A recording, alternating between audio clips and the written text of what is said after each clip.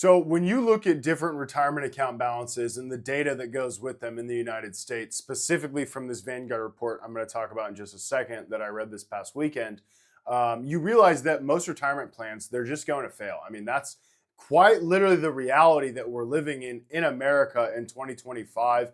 I do not want that to be you. That's why I'm making this video. Okay. Now, if you stay to the end, I'm going to show you how to build a six-figure tax-free retirement income without relying on the stock market very simply. All right.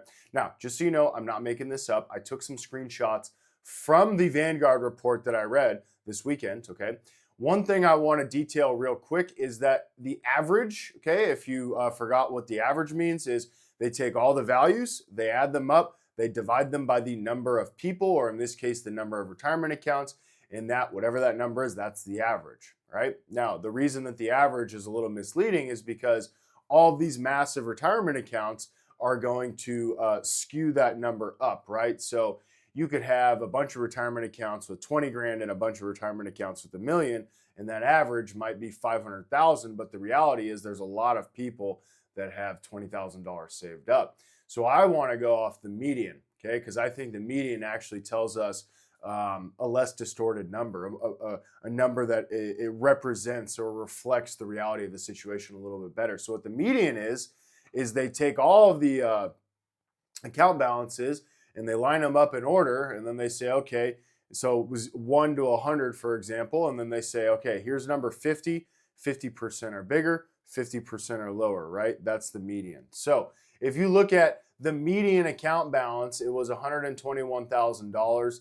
That was in all plans, right? But we want to go by age. So if we scroll down, and you can find this in the Vanguard, excuse me, you could find this in that Vanguard report, this on page 51. Just type in How America Saves 2025 if you want to read the report. But you'll see at age 65, the average retirement account with Vanguard, 5 million retirement accounts goes into this data, was 299,000. The median was 95,000. So that means that 95,000 people had a greater balance and 95,000 people had less saved up. Pretty interesting data right there, right? Now, if we look at a different report, which comes out of a company called Empower, we see that people in their 60s had $1 million on average saved up with a 539 median. The difference between these two, and the reason I wanted to show it, is because this shows the difference between the general population and someone that's paying attention to their finances. Regardless, in my opinion, $1 million is still not going to be enough, especially if you're in your 30s or 40s. However, the reason that these people, in my opinion, have so much more money saved up is simply because they are paying attention to their finances compared to the, just the average Joe out there that is not really paying attention and he's not putting that much money saving it away for retirement. But regardless, why don't we have more than this? The average deferral or contribution to 401ks was 7.7%. The median was 6.8. With the employer match, the average went up to 12, the median 11.5. Is this enough? No, and the data is confirming that it's a no. So why aren't we saving more? Well, first, I want you to understand inflation, and then I want to understand taxes and kind of what goes into those two things, because it not only is going to be the reason why people aren't saving enough today, but it's also going to be the reason that our retirement, we're going to need a lot more than we think. Okay, now I read two books that really broke this down for me, the concept of inflation. And I didn't really understand inflation until I read these books. So the first is The Creature from Jekyll Island, which is about the creation of the Federal Reserve. And the second is a book called How Privatized Banking Really Works. Go on Amazon if you want to order those and read them. Go on Amazon if you want to order those and read them. I don't have any links or anything like that. I'm not going to link it below because I don't think you have to read it. But if you enjoy learning about this stuff, I do recommend that you read it. Okay, so let's talk about the Federal Reserve first. Who creates inflation? It's not federal, number one, and there's no reserves, number two. Now, isn't it a little fishy that the same year they created the Federal Reserve was the same year that they launched the federal income tax? Now, I bring that up for a very specific reason. Since the creation of the Federal Reserve in the implementation or the theft, and in my opinion, if we're being real here, of the federal income tax, is that our dollar has lost 99% of its value.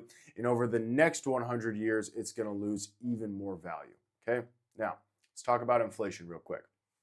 Unbalanced budgets, increasing debt, it means taxes are not enough to pay for our expenses. And we even see this right now in reality because of the deficit. We run a $1 trillion a year deficit every single year, and that will happen until 2035.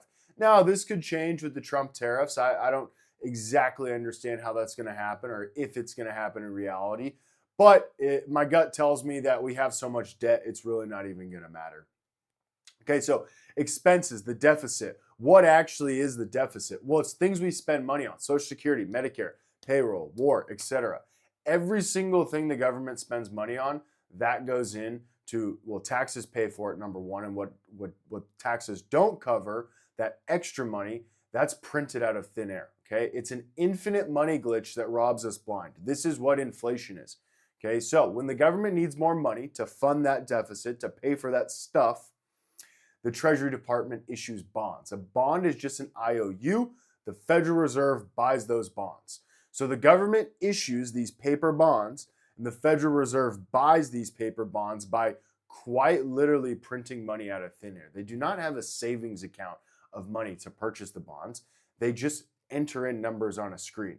I did not believe this. When I read this, I was like, no, that is not how it works. I do not believe this. That is quite literally how this works.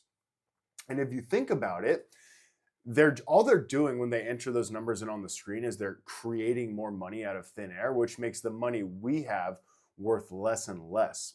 So what does this mean? Why should you care? Well, you pay the cost through the hidden tax of rising prices.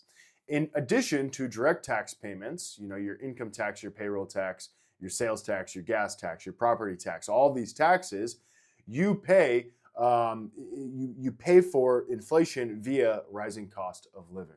Okay, so let's switch gears a little bit to taxes, which is how the government spends money. And I want you to understand this a little bit easier, because when I talk about how debt is going to increase our tax liability, it's kind of hard to really, understand $35 trillion worth of debt with $200 trillion of unfunded liabilities. So I want you to think about this in like terms of, the average American family or the median income American family, right? So what this is showing, this chart right here that we're looking at, is the median family with an income of $80,000. That family spends $110,000 a year. So they put that $30,000 gap, they put that on a credit card, despite the fact that they're already in debt $564,000. And they're going to do this every single year for the next 10 years. This scaled up is what the federal government does. Now, what this graph does not show, unfortunately, is unfunded obligations. Now, to understand unfunded obligations, here's what this would mean. Okay, so let's say that you are the patriarch, you're the dad of this family, and you say, hey, kids, nieces, nephews, grandchildren, great-grandchildren, every future generation, I promise that I'm going to pay for your college tuition. For example, I'm going to send you to USC, full ride, 100 grand a year, full ride, 4 years, 25 kids, 4 years of that. That's $10 million. But you only make 80 grand a year. You promise them you paid for college. Where are you going to get the money, right? So that's the situation that our federal government is in, just scaled up to 200 trillion. And some reports even say it's nearly 250 trillion of total unfunded liabilities. But let's just call it 250 trillion total. Our debt plus our unfunded obligations, and then we're still running that deficit annually right now. Now, you're probably wondering, well, Jeff, on the screen here, it says 75 trillion of unfunded obligations. That is just Social Security and Medicare. We're not talking about war. We are not talking about pensions. We are not talking about we are talking about Medicare, excuse me, that's showing that. But all of the other expenses that our government has promised is not factored in here, except for Social Security and Medicare. Now, if we look at another chart right here, this is just showing Social Security cost versus the income that it has and how we're running deficits on that. And then this is showing where the government is going to get money right now, right? Or gets money right now. So individual income taxes, payroll taxes, corporate income taxes, and then all other sources. Income taxes are going to go up. Payroll taxes are going to go up. Payroll taxes have already gone up in the state of Washington to fund a long-term care program, which long-term care is going to help take some of the burden off of Medicare. It's a little bit different. I'm not going to discuss that in detail in this video. But understand, they're coming for payroll, they're coming for income taxes, they're going to increase property taxes, they're going to increase taxes across the board to make up for these deficits, or they're just going to print their way out of it, which I'll talk about in just a second. Now, if you think that taxes are bad right now, wait until all the baby boomers, all the other generations are retired, really by 2035, and the worker to recipient ratio for Social Security drops below 2. So back in the 60s, there was 5 workers for every 1 person on Social Security. Today, in 2025, it's about 2.5. And in 2035, it's going to be 2.3, and then it's going to continue to drop off, right? So that's just what the trend shows. On top of that, we are also running the $1 trillion deficit annually. Okay, so they only have 2 options. They're going to tax their way out of it, they're going to print their way out of it, or worse, both, which is likely what's going to happen. What does that mean for you in your retirement? Well, if you spend 10 grand a month today, in 20 years from now, you're actually going to spend $16,000 a month for that same exact lifestyle. Now, I know you see 2005 right here and then 2025. I'm using the Federal Reserve's calculator. It doesn't project it out into the future. This is just using very conservative, in my opinion, inflation rates of about 2%, I believe. This might have been 2.5 when I ran this. Regardless, if you think that the numbers are going to be different, just look at what's happened over the past 100 years, because it's pretty steadily climbed like that, okay? So you're going to need a lot more than you think. Again, let's just look at these retirement account balances. And I want to put something into perspective. The median retirement account balance at Vanguard is $95,425 for those 65 and older.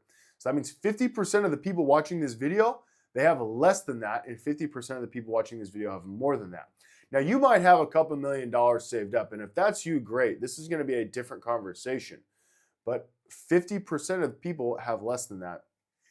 Even if you have $500,000, $1 million saved up, there's a good chance you're going to need more money than that, okay?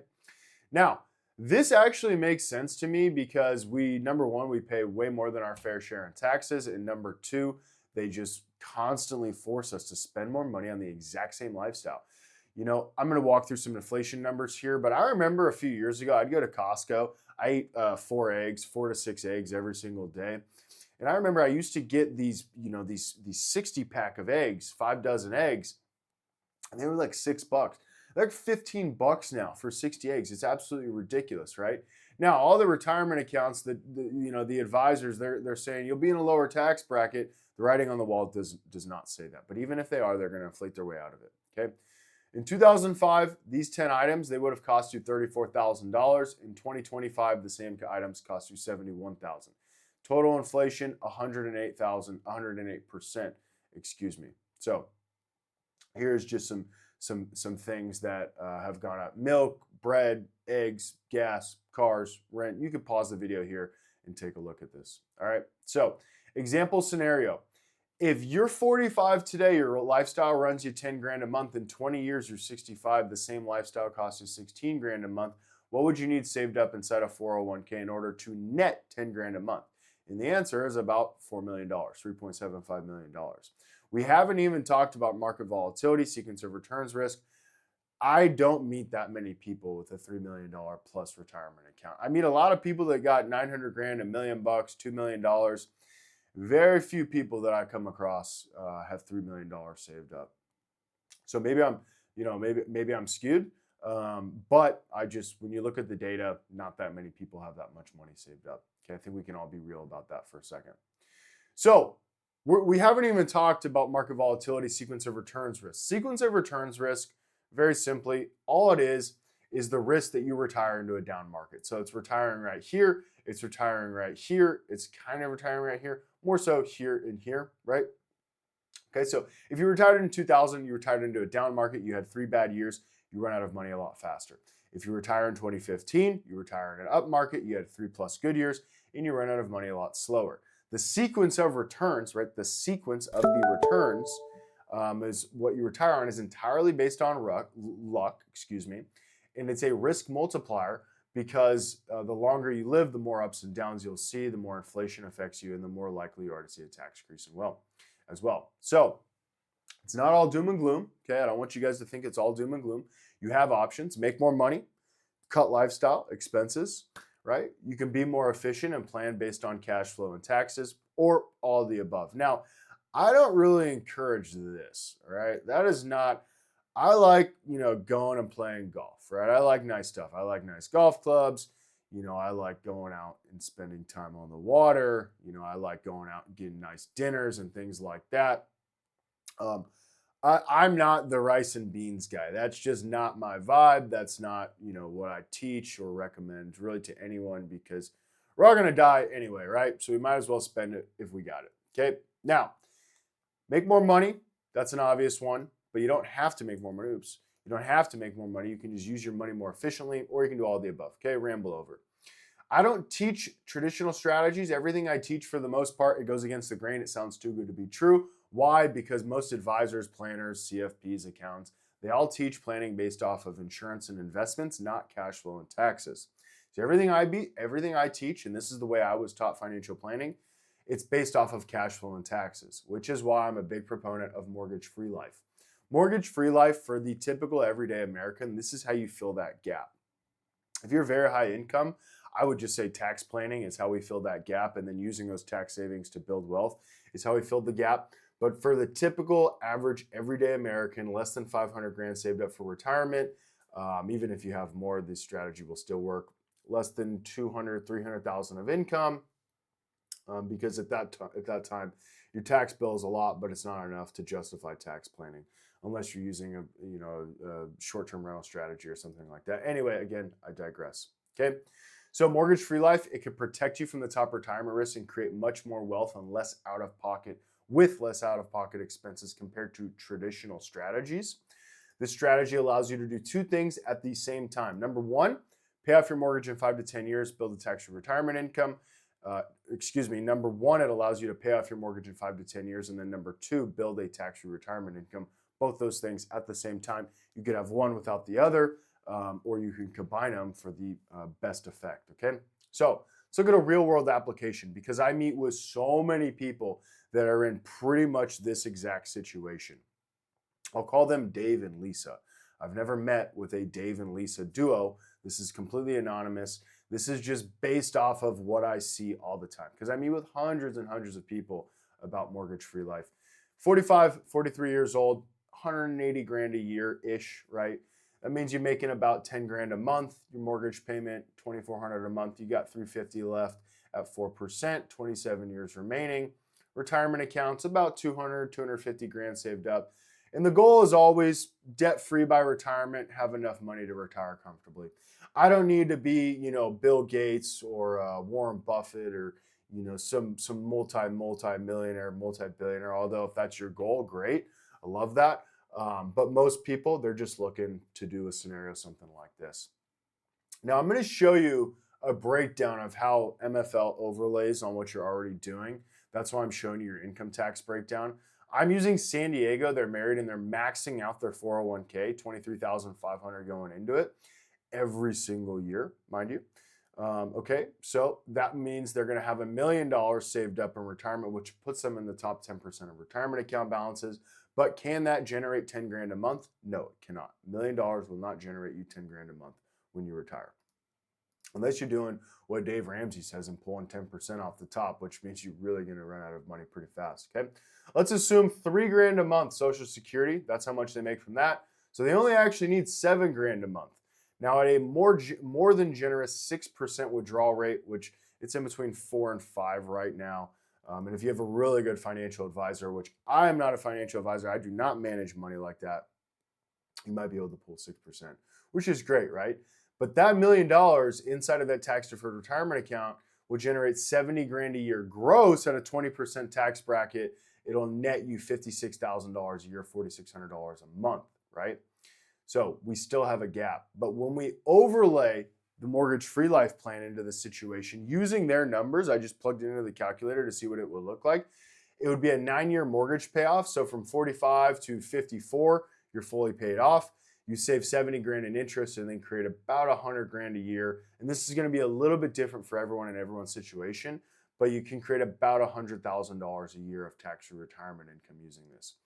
This allows you to do a couple things, right? It allows you to fill the savings gap, build more wealth, and then pass wealth tax-free. So again, this type of planning, it's going to complement what you already do. It's going to help you really feel like you're not in that 92% of Americans that self-report when it comes to retirement savings, say they don't feel like they're saving enough. The whole point of this video is to just raise awareness that you're going to need a lot more than you think, and you don't have to sacrifice everything today, live off rice and beans for tomorrow, right? It's a lot easier than you think to retire with 6 or 7 figures of tax-free retirement income. So there's 2 ways to learn more about how I can help you with any of this, okay? First of all, free stuff, YouTube videos, TikTok videos, Instagram videos. I'm on all the platforms. Just type in Jeffrey Hanna or just watch more of my videos here on YouTube, which is actually what I would recommend. And then number 2, Done With You services. I do help people with this for a living. That I'm not a charity. I'm not a nonprofit. This is how I make money, which everything is outlined in the training below if you're interested. So I can help you with mortgage-free life, tax planning, etc. That's enough on that. Anyway, thanks for watching. Have a good one. Little shake and bake meme there for you. Anyways, take care. Appreciate you. Have a good one. Bye.